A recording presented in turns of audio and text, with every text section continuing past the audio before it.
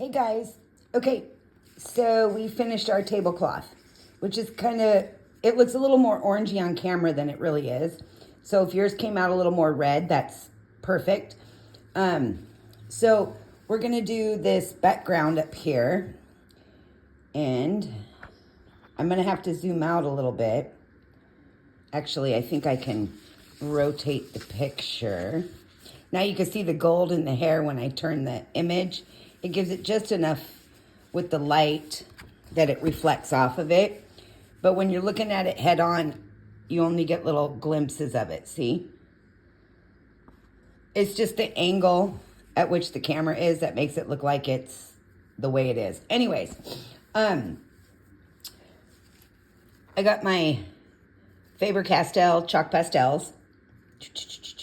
And I picked out a couple, as you can see here, which I picked these 4 colors, which is the white, this pale-ish yellow, this light blue, and this greenish blue. We're going to see what happens here. So this is my handy-dandy little tool. It's actually a paint scraper. This is just a really old one. They were given to me, so I'm going to use this with my chalk pastels. Now, I think I'm going to start up top. Maybe not. Maybe I'll start down below. Let's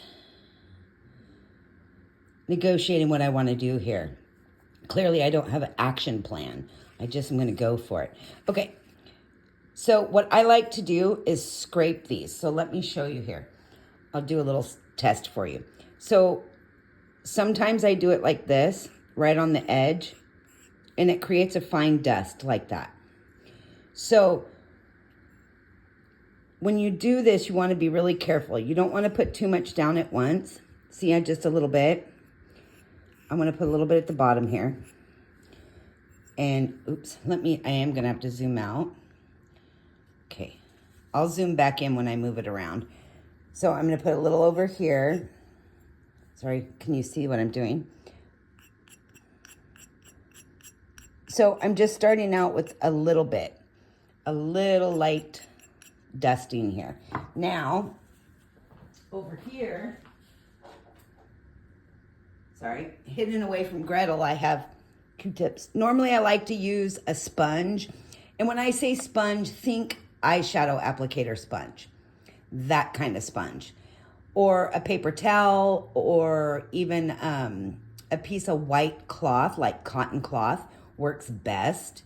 And you can wash those cotton rags, by the way, to get the dust out. But anyways, I'm going to use a Q-tip, and what I'm going to do is carefully, I'm just going to put my Q-tip on the chalk, and I'm going to move it around to see what color I get here. And it does take a little bit to manipulate those colors. So you just kind of get your Q-tip in that color and kind of smear it around the paper. So you can see it's a really subtle color. So that's kind of what I'm hoping for. So you could always do this if you don't want to create that dust. So you're still going to get dust. That's why I got the paper towels underneath. That way I could just pick it all up and throw the whole thing away. You can always, apply it right to the paper as well. But I find that method, unless I'm making a whole picture using the chalk pastel, it really creates a giant mess. So as you can see, I'm just kind of moving the color. And don't worry if you go over your colored pencil area. Just try to stay out of the skin. The lighter areas you don't want to mix your chalk in if you're trying to keep your colors separate. So as you can see, I'm just moving that around a little bit. I'm going to add a little bit more here. It's not quite giving me the color I want. So I think I'm going to switch my method, and I'm going to take my paper towel I'm going to wrap it around my finger just like that, just like a little pillow. Can rub it on and then rub it into the grain of the paper. There's a bunch of different ways you can use chalk pastels. And again, I don't sketch or draw. So when I use my chalk pastels, it's usually something like this. I do a background with them. And it's just, you see that subtle color it's giving right there? It's not dramatic. It's just enough to put a little color on the background. And that's what I'm going for. I do have some random pencil marks on my page that I couldn't quite get off all the way. I'm sure if I applied myself a little bit more, I could have. But I didn't. I really didn't. Honestly, I didn't care. I'm just going to put a little in here. Let me see. I'm going to move this over. I'm going to do this side. I'm going to kind of move that color that's already there. My paper towel action works a little bit better because this is a pretty grainy paper. So that paper towel seems to really push that color in just a little bit better. A smoother paper, the Q-tip works really good, but the best is those foamy type sponges you use for makeup or eyeshadow. Eyeshadow sponges are my favorite. Okay. My nose is running all of a sudden. Wasn't running 2 seconds ago. Now I'm going to take this next color, which is a lighter blue. I think 1023 on the Prisma family is kind of a good match for this one. So you can see even with the paper towel, I'm getting a good scraping. I'm just going to move that color around. Getting it in between here where the fork and stuff is. And don't worry about over blending into your other color because it's a blue. It's just a lighter blue is all it is. And I need some more. This one's a really pale blue. So, maybe I need a new paper towel. Anyway, usually I have it wrapped around my finger so I don't get my fingers all gunky, but this is kind of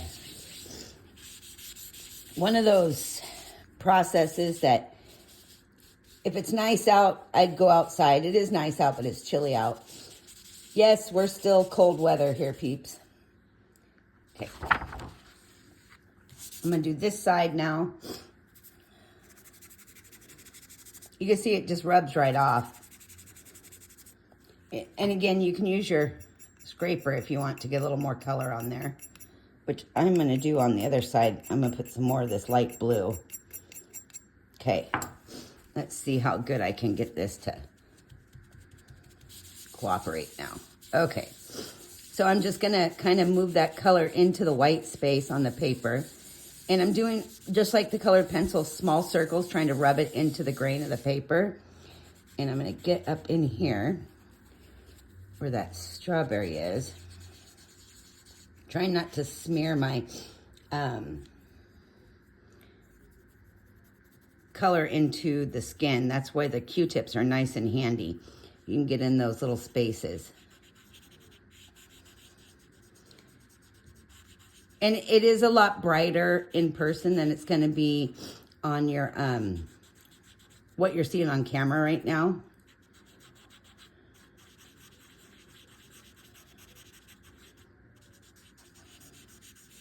So again, I'm just moving this color around. Kind of over blending into the previous color a little bit.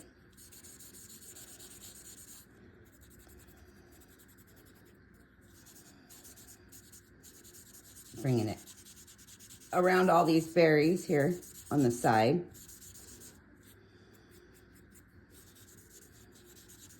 It's a fun little process anyway. Okay, let me move this.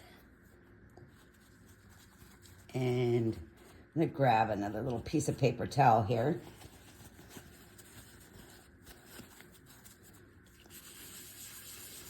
Somebody keeps texting my phone while I'm trying to record this, so hopefully they don't call. I was trying to read it. I don't think it's an emergency, so sorry about that. I don't think those will pop up in my video, but that would be weird. It's just my sister, so it's not like it's end of the world. I don't know what her problem is lately. She's been kind of mouthy. Older sister. Drama queen sister. She's full of drama all the time. Not that she'll ever watch my video, but if she does, oh well. Sorry, sis. You are drama. Lots of it. And it drives me crazy. So I'm just going to put some more up top here. And I know it's hard to tell that I put this color down, but it's a very light shade of blue. And when you do it, if you use chalk pastels, you will see the light shade of blue. I'm going to put some, sorry about that, I bumped the camera. I'm going to put some yellow in here to kind of brighten, I keep bumping it, sorry. Apologize for that. I'm going to put a little yellow on here. I'm going to use my scraper because I want, you can see that bright yellow. It's actually paler. Remember that. Sorry guys, I got the phone call. So I knew I should have paused it to see what she wanted with all the text message blowing up my phone. And it wasn't life and death, it was just drama. So I apologize for that because I was just going along doing the coloring with the yellow, talking to myself obviously, and the phone was ringing, which cut my video off. So I apologize for that. Anyways, I did the yellow, as you can see here, which is that pale yellow. And all I did was kind of, because I wanted a heavier yellow, is I just kind of scribbled it on. And then I took my paper towel bits that you can see I have here, and I just rubbed it into the grain of the paper really good. Just mushing it around really good. And I brought it down into the blue a little bit, because remember that was a really pale blue. So I kind of pushed it up into the strawberry here in those light spaces, which don't be afraid to get up on your colored pencil. Just be really careful you don't actually rub over the colored pencil, because you could smear that onto the white space or into the background. Like you see over here, how this looks a little funky. That's because I had some other colored pencil marks I couldn't quite get off. And what I did by rubbing it is it kind of rubs that pencil around. Anyways, so I can see I've got a little spot right here against her skin. Trying to get a little more color in there, which you can work off camera on these little areas. And, you know, take your blues and your yellows and just kind of give a good, get in there with your Q-tip or however you like to put your chalk pastels down, and move that color around a little bit. And you should get a nice, beautiful effect. Now, if you want to add something different or a little brighter, you can do a deeper blue down here and then, you know, graduate it up. Like I always like to go from dark to light, so I'll work from bottom to top in this aspect. Or if you want to give it a more sunset look, you can do a deep blue fade to a light blue. But keep in mind, you've got this red here, so you want to stay away from putting another red or an orange, but you could do a yellow, you know, deep blue, or even a bluish purple sky, a summer night sky like sunset. That would be beautiful too. But I chose not to do that because the green in the shirt, and I wanted to play on the colors that are already in the picture, and give it that nice cheery look. Now, you could always take your dark blue or your black, and again, keep in mind, I cannot draw, so I'm terrible, but I do these little birds like that. They're like weird little W's. I just put a couple of these little birds around the image in the chalk pastel. So that was with the blue, and then with my black, I just put a little dash in the center. I know it looks weird, but that's the way I do, like little seagulls or little birds. It just gives it a really cool little effect. If you're like me and you can't draw for beans. And I can't draw, but somebody years ago when I was really young taught me how to do those goofy little birds. And frankly, I think they're kind of cool. It's a quick, easy little way. And if you do them small enough, it looks like they're in the background. So the bigger they are, the closer they are. So you can do different sizes. You can do groups of birds flying away off up into the corner. You can do all kinds of different effects with those little birds. Okay, the next step we're going to do after I clean this mess up is I'm going to sit down with you and we are going to put the final details in this picture, and we'll finally be done. 9 parts. It was a lot of fun, but I'm ready to do something else. Okay, stay tuned. I will be right back. You won't even know I'm gone. Okay, so we've done our blue and yellow spring daylight kind of background with a couple little birds. You don't have to add the birds. It's just a nice little touch, I thought. It gives it something different for the background, and it's very simple to do.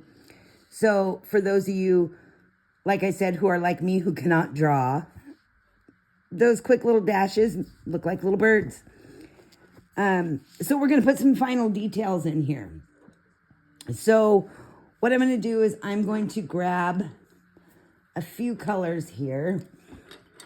And get my paws on them. Trying to do this. Okay, I wanted to show you something really cool though. In case you didn't know this, I like to share little things. You see these two pencils right here? Let me turn them for you because I have this kind of going sideways. These are the Prismacolor Verithin sets. Do you notice anything different about them? One has gold lettering, one has silver lettering. Both say made in Mexico. This one says Mexico on the butt end. This one says Mexico on the sharpened end. And then I also have a set of Verithins that say USA. Tell me what your thoughts are on this. I already know the answer. Keep that in mind. I just want to see what your thoughts are and what you think about these two identical pencils, the same manufacturer. Neither is a knockoff. These are legitimate Prismacolor Premier Verithins.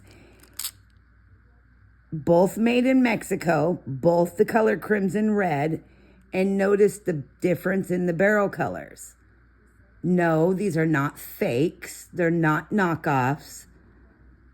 It's pretty hard to fake Prismacolors. Anyways, I just wanted to show you this and see what you guys think.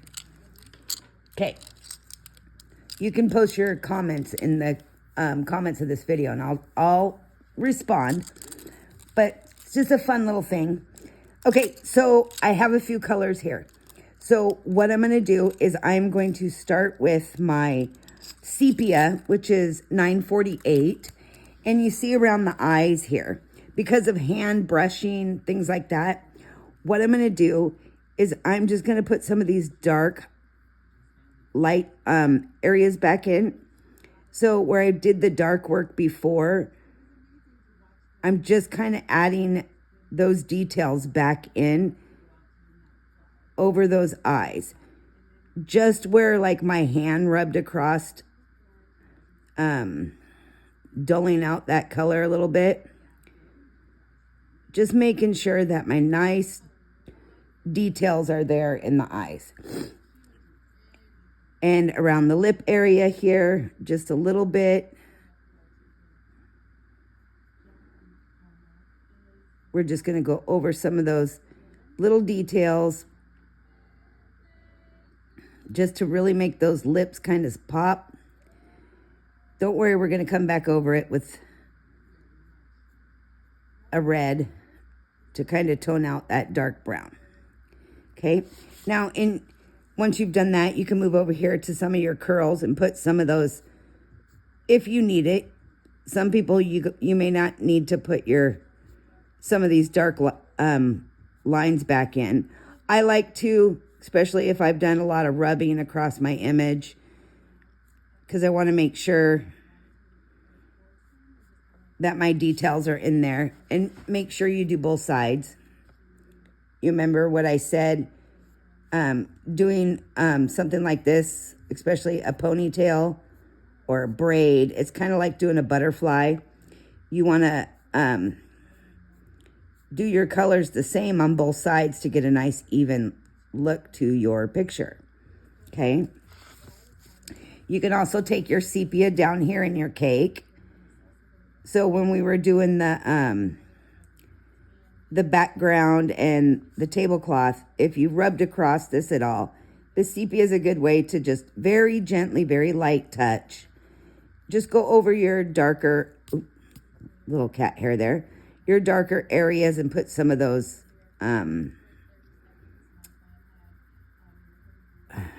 shading areas back in. Sorry, a little bit of a brain fart there. You can go around your whipping cream here, kind of put those lines back in real nicely. Give it a little bit of shading under that whipped cream.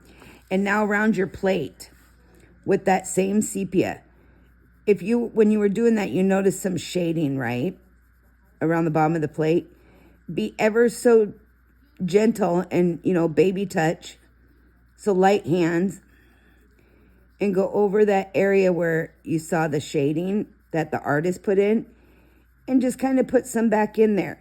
So it's not going to turn it brown. It's going to work with the red colors that are in your pencil that you laid down. And if you're very gentle and you just do a light coat, you'll get this effect. Oops, I'm out of focus here. Let me flip this around. Apologize for that. Don't worry, there's more to do. Okay. There. Now I'm in a better view for you. Okay, right here in this little corner of the plate is where I was working. So I hate it when I do that. So all I'm doing is I'm gently, with light hands, kind of putting some of that shading under that plate back in here. I'm not pushing hard. I'm just repeating my strokes over and over until I get the depth I want. So you can see how it changed that just enough and gave it that subtle shading. That's what I'm doing. And I'm going to do that all around the bottom of the plate here. So it plays with those reds and orange hues, and it's going to give you just enough so that that color, the sepia color, will play really well with those red and orange hues and not give you a brown effect. So you can see I'm just barely kissing the edge of that plate there. I'm just kind of outlining it, so to say. And then as I get up around this edge, I'm going to put a little more in. And I'm just applying that shadow. I'm not pushing hard. I'm just being really gentle because I don't want to put too much. And sure, you can use your gray and your black, but I think the brown definitely works better in this situation with the color tones that I have laid down. So as you can see here, you don't always need to use blacks or grays. There's other colors that you can use to apply shading. And it gives it just enough. And you can come up here and put a little bit around all your areas that don't have direct light. So anything that could be blocked by something else, you know that it's a good area to put shading. Okay, I got a weird little bit of white right there on my page. I don't know what that's about. You can always come in here and make this a little darker. And then on the other side as well, you could always put some more in there just to make these areas just a little bit darker if you want. Now keep in mind, you don't have to do your shading. I just like to. And this also gives me a chance to touch up some fine details in my picture. So anywhere I see potential for just that little added depth, I'm going to go ahead and work this color in there. This is a great color. And I know that I put the tablecloth on rabbit speed. That's because it would have been so ridiculously long And it was basically repeating the same thing over and over and over. And I figured you guys could figure that out. It wasn't a complicated color blend. It was just a lot of colors, but they all work well together. And it gave it just the right change of color where I wanted it. And then it gave it that nice blend of color where I wanted it. So I kind of got the best of both worlds with the palette I chose, I think. Like up here, and then the reds and the orange and the peach and the light pale cream color. Anyways, now you can see what I did there. Okay, so I'm going to put that color aside. Now I think I'm going to grab my peacock green. Now, we used a lot of that peacock green on this shirt. So all I'm going to do is my edge here to start with. I'm defining that edge. Oops, I got a little heavy right there. Where when I was doing my background, and of course my hand rubbing across the page as I was doing other areas, kind of faded out that beautiful bold edge of the shirt. So I'm just kind of putting that back in there.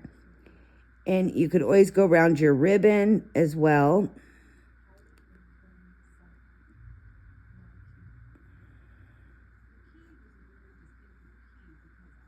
I'm just, as you see, I just defined those lines. I'm basically copying what the artist had down here. I'm not changing it.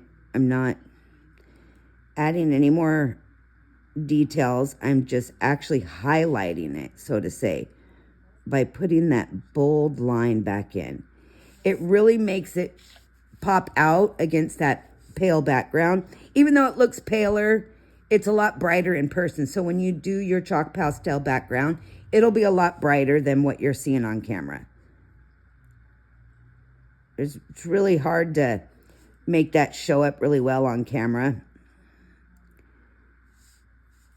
Now I'm going to go around it down here where the red is, because I know that that got a little faded out with my blending. I'm just going to work around the whole thing very gently so I don't go over and into that white area. And that's another thing. You may need to put some of your white gel back in if you've rubbed it away, or your white pencil if it got a little too obscured with any of the red color. It happens. Now, I'm going to go along her arm here, but I'm going to go along the shirt side of the arm. I don't want to get this peacock green into that flesh tone. So I'm just being careful, taking my time, and I'm just following the contour of the hand. Anywhere that there is shirt material, I can apply this little bit of this green around the edge there. See how it just really defined that shirt now? Almost gave it that 3D effect. Even though you're not doing 3D, all it takes is a simple flick of a pencil. So being careful not to rub your hand across your picture again. Go ahead and do that on all the areas. So now I'm going to try to use my pinky so I'm not rubbing my hand across my image here. It's really hard to keep your hand in one place. I got a little sloppy there. I'm going to have to roll this around, I think. Yeah, I'm going to do it this way. Sorry.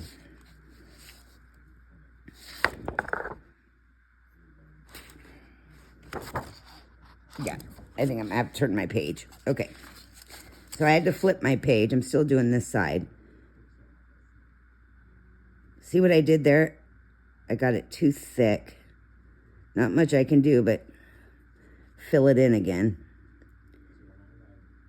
So you see, I'm just following that line.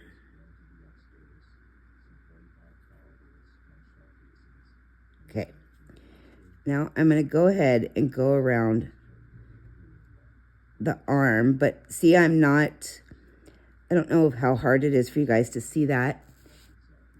I'm making sure my pencil is going on the green shirt and not on the flesh side, because it's easier to cover up on the green than if you accidentally slip and draw a line right across your arm. Because that's something I would do, something I'd totally do. I'd be like, like I smeared all this up here already because I used chalk and I didn't finish it, so I smeared my birds. So, good one, right? I'll have to fix that later.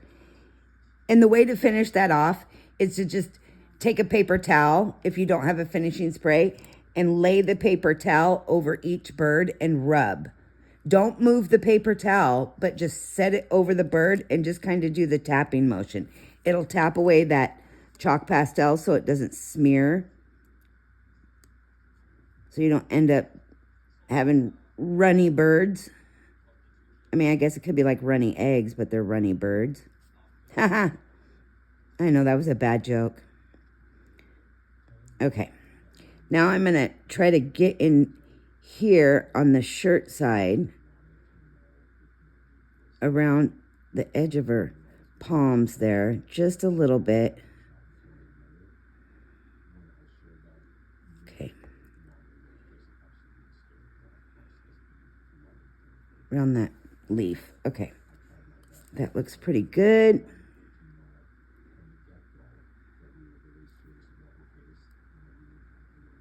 I'm going to do this little spot right around that cake.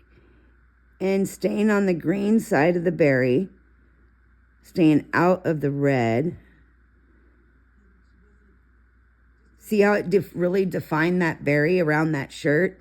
So it doesn't look so closed in, or kind of makes the berry look like it's definitely a separate element. There you go. It's really easy to do little details. Okay, now the reason I had these Varathins out, because they're a harder pencil and they're really thin, and let me sharpen it. They sharpen to a beautiful sharp tip. So what I'm doing here, can you see? I am gonna brighten up my berries a little bit. Because the berries are one of the first things I did, you may notice a little bit of a wax bloom, and that's pretty common for prismas. You get a little after bloom. I like to call it after bloom. It's a wax that kind of comes up after you burnish, so it looks kind of foggy. So all I'm doing is kind of pushing some of that foggy wax off my picture. And these very sharp, beautiful Varathin pencils are really good for doing that. If you use a light touch and just go over it, you'll keep the same color on your blends. It won't change anything. And I'm using, crimson red of my Varathin. And I'm just kind of going over little areas here just to brush up those details.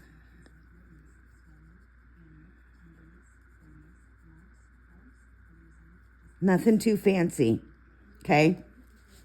And do all your berries like that. Even do these ones down here. Like go in, because I know these got a lot of hand action.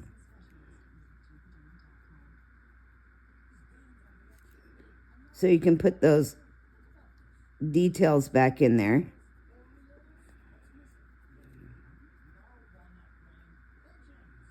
See, it just brightens them up just a little bit. And with the 923, you're not going to actually change any of your blended colors. Hopefully you got a good enough blend where you can just use your Varathin to give that little pop back in there. And that's truly all I'm doing here.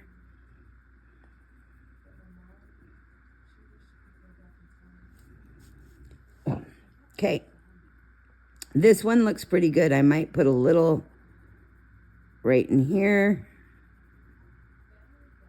Right where it looks like it's up against that that frosting or that whipped cream. And now I'm going to turn this one more time because I want to touch up my lip here. I'm going to go around the edge of the lip where we put that sepia. I'm going right over that sepia with that red. Because we did a bright pink lip, we don't want that dark, dark brown to overtake that lip. I'm leaving that deep brown in the center. I'm not messing with that because that's kind of casting a separation and a shadow. But I'm just using that red and that brown together. I might put a few little touches at the bottom here and in the center. Giving a little bit more of a red over that light pale pink. Okay, see how it just popped them out? That's all I did there. It just really made those lips pop. Made them more full, and I still got the aspects of the white, the shine, etc. Don't forget to do both of your big strawberries up top. And again, I'm just blending away anywhere that I see that funky wax bloom. I'm not trying to change the profile or color blend of my berry. I'm just trying to work away a little bit of that weird bloom that I got. And from my hand rubbing across my image. Wasn't too bad this time. I have done worse where I've totally smeared everything I've done. So anyway, excuse me. Okay, now I do have my white, which of course on your lighter areas where you applied your white, you can go in and reapply touch-ups if you need to, just to bring those whites back out. That is, of course, if you've got that hand rub issue, which of course I did, which would have been in my arms here where I had the worst of it.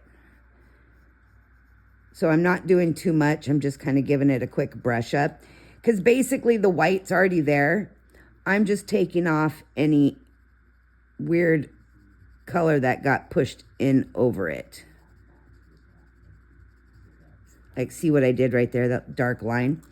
I don't know what I smeared in there. Anyway, I can't have everything perfect all the time.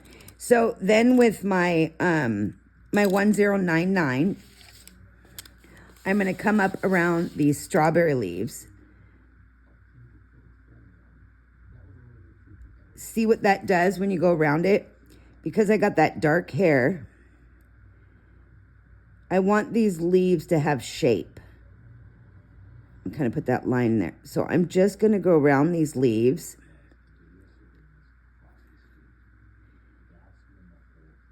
I'm giving them just enough definition to make them look like leaves. Going around the berry. Can you see that?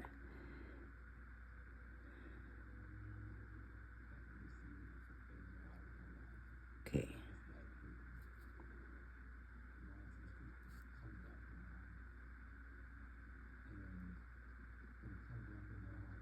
Now you don't need to do this. This is like an optional thing. Totally optional. I like to do it sometimes, not always. It depends on the picture. But I thought this picture needed that little wow factor. I'm going to do this one down here. Again, I'm just following the outline of the leaf. Careful when you go up around your hand into that flesh color.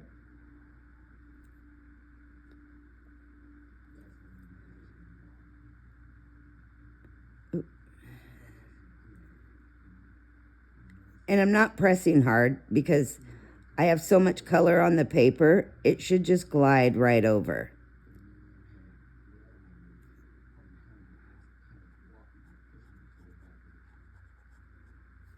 See, it just really kind of makes those leaves stand out just enough, in my opinion. But everybody, to each your own what you would like to do. I just chose to use the 1099 because it works good with that green. And it also works well with the red. So you don't have to try to work too many colors. And it's not jet black or dark green. It's just enough, in my opinion. And it works with that brown hair. So you get the best of all of it with this one color. Okay. Go up around this little bit here. See, I smeared my birds. I got runny birds. I'll fix them later. See how I did that? And that's about it. I mean, there's not a whole lot to it. It's pretty simple.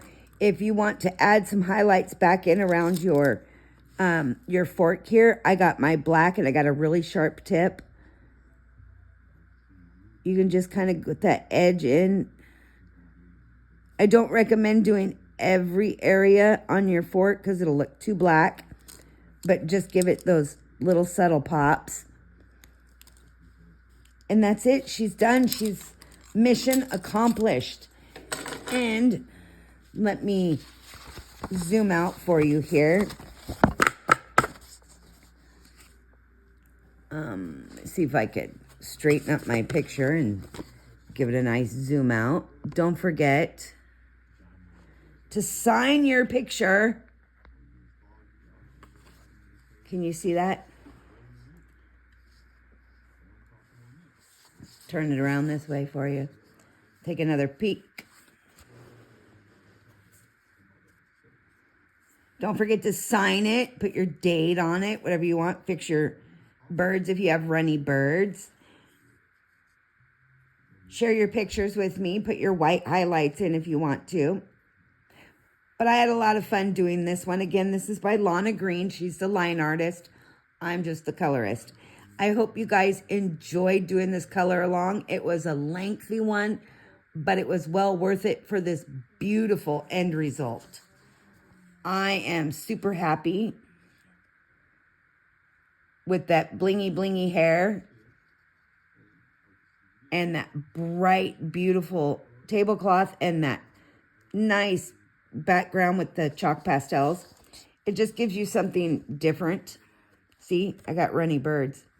I could fix those off camera though. All right, you guys, it has been a lot of fun. And until next time, I do have some book flip throughs and reviews coming up. I'm going to be doing some more color combos now that we're done with this. So stick around. I think I planned on doing greens and blues for the Prismacolor color combos. So that is the plan of action. I have a whole page of those to share with you guys. Hopefully I picked some that you've not seen before. But if so, I'm sorry. I do my best. All right, you guys, until next time, as always, happy creating.